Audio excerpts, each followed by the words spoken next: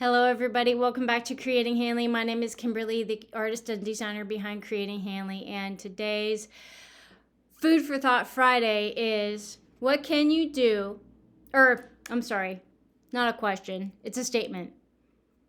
Do what you can with what you have where you are. Theodore Roosevelt. So, tell me a story. Tell me a time when you did just this. When you did what you could with what you had exactly where you were.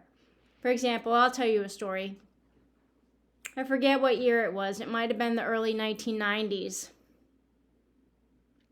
I'm going to say between 1991 and 1993. So within that period. I was at college and I'm walking to my car in the winter.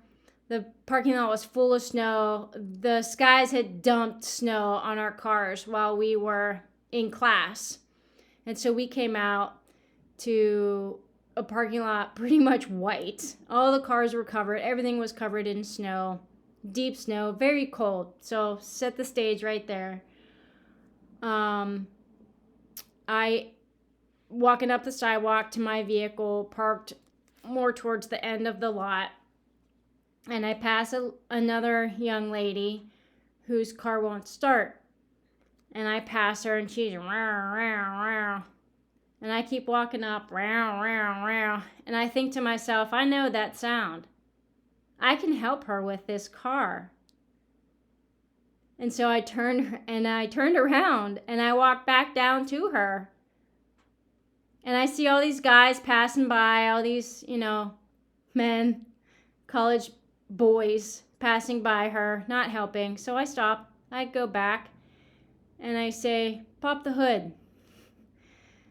And she goes, can you fix it? And I said, I think I can. Pop the hood.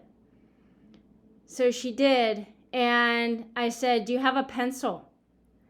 And she said, yeah, I'll get you a pencil. She took out a pencil and I showed her in her air intake how to stick a pencil in the butterfly.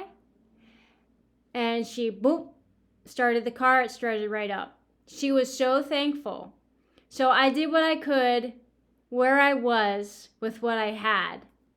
I had the knowledge to help this lady, this young girl, college student, probably right out of high school. She didn't know what was going on with her car. It's super cold. You have to deal with a car that's not starting on a college campus and probably the first time she's owned a vehicle. I don't even know if it was hers. Of course, you don't get the best of vehicles right out of high school, usually, back in the 1990s. So I was happy to help her. That made my day. In fact, pretty much made my whole life. I'm still talking about it now. But it was kind of disappointing to me to see all these guys walk by. And I'm the only one who stopped to help her. And I knew what to do.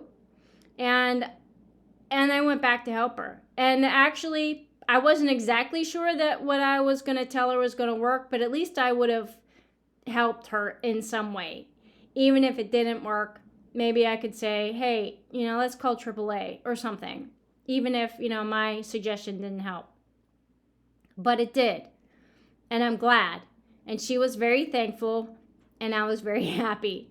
And it wasn't much out of my time. And I could have said, screw this cold. Let her deal with her own car problems. I'm getting in mine and driving away. But I didn't. I went back. Snow was pouring down on us, but I helped her, get on her way. So now she knew what to do with her vehicle in case that ever happened again. So there's that. So that's what I did in that instance. I could tell you more, but I don't want to bore you. I want to hear your stories. What did you do? What did you do with what you had at the time where you were? I'm sure they're very interesting.